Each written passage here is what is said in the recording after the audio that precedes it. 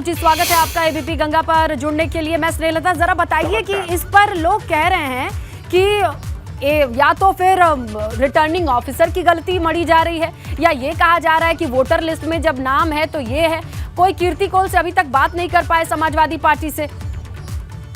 देखिए, voter list में नाम है तो हर 21 साल के व्यक्ति को वोट डालने का अधिकार है, लेकिन विधान परिषद में पर्चा दाखिल करने की जो उम्र है वो 30 वर्ष है। और यह एक गैर जिम्मेदार पार्टी, अपरिपक्व नेता और उनकी जो पार्टी की जो भी कर्ता धर्ता है अखिलेश यादव जी, यह उनकी गलती है कि एक 28 वर्ष के प्रत्याशी को उन्होंने पर्चा भरवाया।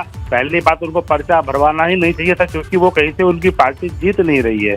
क्योंकि जितने भी विधान परिषद में उपचुनाव होते हैं वे विधानसभा के साधारण बहुमत से सीटें डिक्लेयर हो जाती हैं और उत्तर प्रदेश विधानसभा में भारतीय जनता पार्टी का प्रचंड बहुमत है, तो उनके पार्टी का कहीं खैर उन्होंने नाम धराई के लिए अगर पर्चा भरवाया भी था तो कम से कम किसी एक योग्य उम्मीदवार को देते जिसकी उम्र 30 वर्ष से ऊपर होती।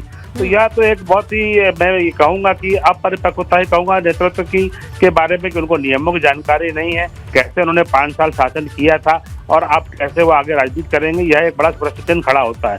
श्रीमान अखिलेश यादव ऑस्ट्रेलिया से पढ़ करके आए हुए हैं, लेकिन उसके आने के बाद से अगर वो नियमों की जानकारी नहीं रखते हैं और राजनीति में बड़ी पार्टी के एक मुखिया के रूप में काम कर रहे हैं, तो ये उनके नेतृत्व के ऊपर बड़ा प्रश्न चिन्ह लगता है, खड़ा करता है।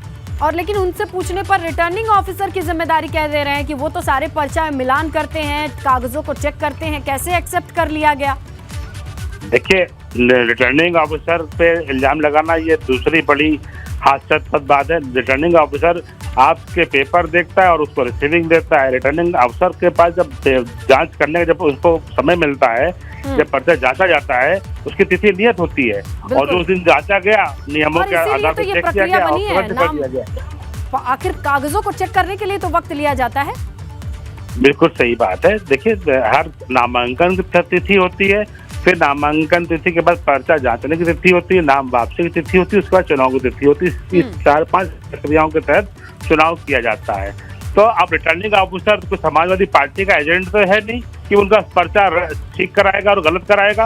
उसका काम है कि आपका रिटर्निंग, आपने पर्चा दाखिल किया, वो आपको उसकी रसीद देता है और जिस दिन जांच का दिन नियत होता है उस दिन सारे पर्चों की जांच करता है। तो यह तो समाजवादी पार्टी की विफलता है और उनके सोच के बारे में मैं ये कहूंगा कि उनको नियमों की जानकारी नहीं है। एक बड़े राजनीतिक दल को चला रहे हैं उत्तर प्रदेश में, वो कई बार सत्ता में रह चुके हैं और इस तरह की ये चूक जो है ये गंभीर चूक मानी जाएगी और एक नेता, ये समाजवादी पार्टी के नेता की अपरिपक्वता की तरफ इशारा करता है। ठीक है, शुक्रिया आलोक अवस्थी जी अपने विचार व्यक्त करने के लिए। जहां पर कहना है आलोक अवस्थी का, बीजेपी प्रवक्ता का, कि ये अपरिपक्व है। इस तरीके की चूक किसी भी पार्टी में सोच समझ के तो नहीं किया जा सकता, क्योंकि उम्र या एलिजिबिलिटी या योग्यता बहुत ही आधारभूत जरूरत है किसी भी कैंडिडेट के नाम को आगे बढ़ाने के लिए। लेकिन कीर्ति कोल का पर्चा रद्द हुआ है, नामांकन रद्द हुआ है। वजह यह है कि उन्होंने खुद अपनी एज 28 साल दिखाई है, अपनी उम्र 28 साल दिखाई है, ये जानकारी आ रही है फौरी तौर पर।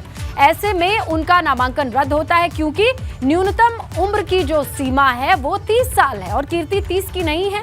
ऐसा उनके डॉक्यूमेंट में उन्होंने ही दिखाया है।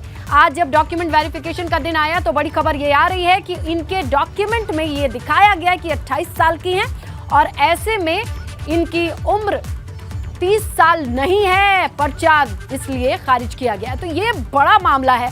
इसे लेकर के लगातार सवाल पूछा जा रहा है कि आखिर किस तरीके से समाजवादी पार्टी किसी कैंडिडेट को सिलेक्ट करती है, किस आधार पर नाम का चयन किया जाता है।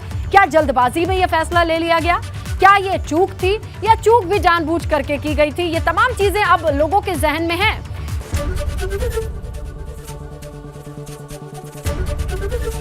एबीपी गंगा, खबर आपकी, जुबान आपकी।